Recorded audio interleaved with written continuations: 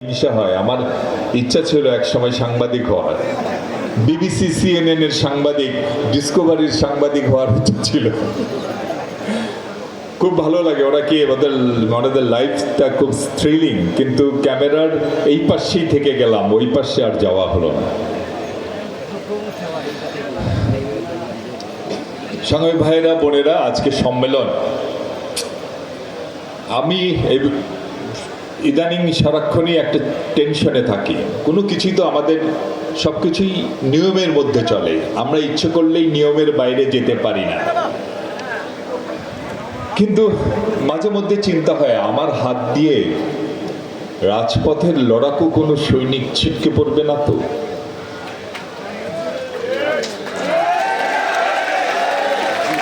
সারাক্ষণ বিবেকের দংশনে থাকি, আমার দ্বারা আমার কোনো সহযোদ্ধা যারা রাজপথে ছিল কোনো ক্ষতি হবে না তো? দেখা যাক সামনের দিনগুলো, আজকে সব সামনের দিনগুলো কেমন যায়। সবসময় চায় যে মৌসুমী পাখিদের কাছে যেন দলের নেতা কর্মীরা ছিটকে না পড়ে।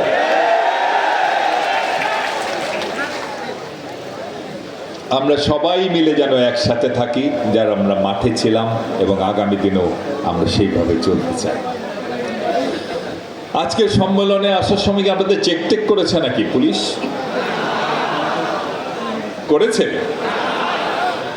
করে না? এদিক ওদিক চেক করে যে আগে? আহারে কি সময়টা গেছে।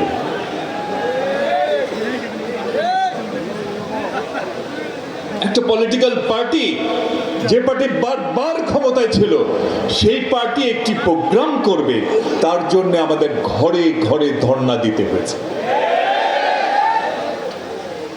খুব কদাচিৎ যদিও বা একটু সুযোগ পাওয়া গেছে, প্রোগ্রামের অনুমতি পাওয়া গেছে, হায় হায়, সেই প্রোগ্রামে আসার সময় রাস্তার মধ্যে ফ্রি ব্যায়াম করে দিয়েছে পুলিশ। হাত তোলো, পা তোলো, নানা দিকে চেক। আজকে তেমনটা হয় নাই, তাই না?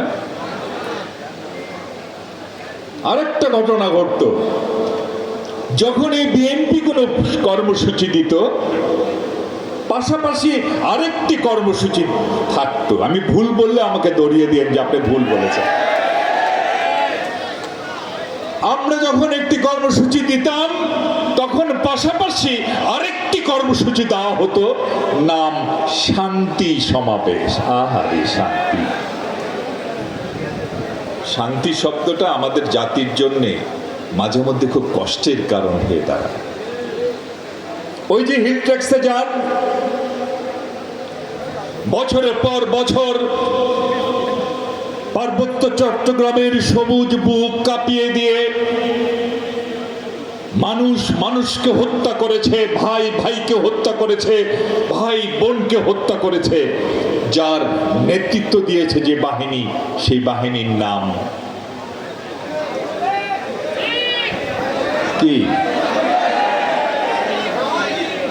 সেই বাহিনীর সাথেও শান্তি শব্দটা আছে। আহারে, মানুষ মারো তোমরা, নাম দিয়েছ শান্তি বাহিনী।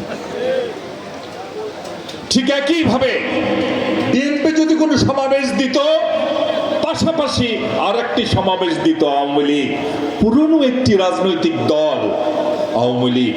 শেখ হাসিনা, আপনি দলকে কোথায় নিয়ে গিয়েছিলেন? আপনার দলের নিজস্ব কোনো কর্মসূচি ছিল না, আওয়ামী লীগের নিজস্ব কোনো পলিটিক্যাল প্রোগ্রাম ছিল না। তাকিয়ে থাকতো বিএনপি কবে কর্মসূচি দেয়। আমরা একটি কর্মসূচি দিতাম, পাশাপাশি সেই দিনে ঠিক একই সময় আরেকটি কর্মসূচি, শান্তি সমাবেশ। এর বাইরে ওদের আর কোনো কর্মসূচি নাই। সম্পূর্ণ দেউলিয়া হয়ে গিয়েছিল আওয়ামী লীগ, যার কারণে আওয়ামী লীগ যখন নিষিদ্ধ হলো, সারা বাংলাদেশের মানুষ কেউ টু শব্দ পর্যন্ত প্রতিবাদ করেনি। তার কারণ আওয়ামী লীগ সেই পর্যায়ে গিয়ে পৌঁছালো। দুঃখজনক ঘটনা। শান্তি সমাবেশ কারা থাকতো? এলাকার সবচেয়ে শান্তিপ্রিয় মানুষটি মনে হয় থাকতো, এলাকার মসজিদের ইমাম সাহেবটি মনে হয় থাকতো শান্তি সমাবেশে। শান্তি সমাবেশে এলাকার কোন ডক্টরেট ডিগ্রিধারী কোনো ব্যক্তি মনে হয় সেই শান্তি সমাবেশের নেতৃত্ব দিত? কোন শিক্ষক নেতৃত্ব দিত? কোন শিল্পী নেতৃত্ব দিত? না, ওই এলাকার সবচেয়ে কুখ্যাত যে মানুষটি, সেই মানুষটি হতো যার কারণে এলাকার শান্তি ধ্বংস হয়ে যেত, মানুষ শান্তিতে ঘুমাতে পারতো না, সেই মানুষটি হতো শান্তি সমাবেশের চিফ গেস্ট। আহারে, কালে কত দেখবো আর ছুচোর গলায় চন্দ্রহার। সে কি বক্তাদের নাম? কারো নাম গাল কাটা অমুক, কারো নাম পেট কাটা অমুক। ওরা হচ্ছে সেই শান্তি সমাবেশের বক্তা। ওই সমাবেশের পাশ দিয়ে গেলেই অদ্ভুত রকমের শব্দ শোনা যেত, টং টং ঢং ঢং করে আওয়াজ শোনা যেত। এই শব্দ কিসের আওয়াজ? কোমরে থাকা অস্ত্রের আওয়াজ। অস্ত্রধারীদের দিয়ে, গুন্ডা পান্ডাদের দিয়ে শান্তি সমাবেশের নামে আমাদের সমাবেশে বাধা সৃষ্টি করা হতো। আমি ভুল বলেছি? দেখো তো, চিন্তা করে, আমাদের এমন কোন সমাবেশ আমরা করতে পারিনি যার পাশে এই শান্তি নামধারী অশান্তি সৃষ্টিকারী ব্যক্তিদের সমাবেশ হয় না।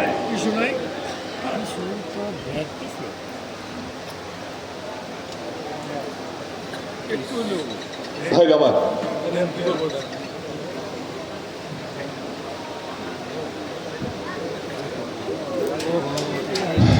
সম্মেলন কিছুক্ষণের মধ্যেই শেষ হবে। সম্মেলন সফল হলো কি না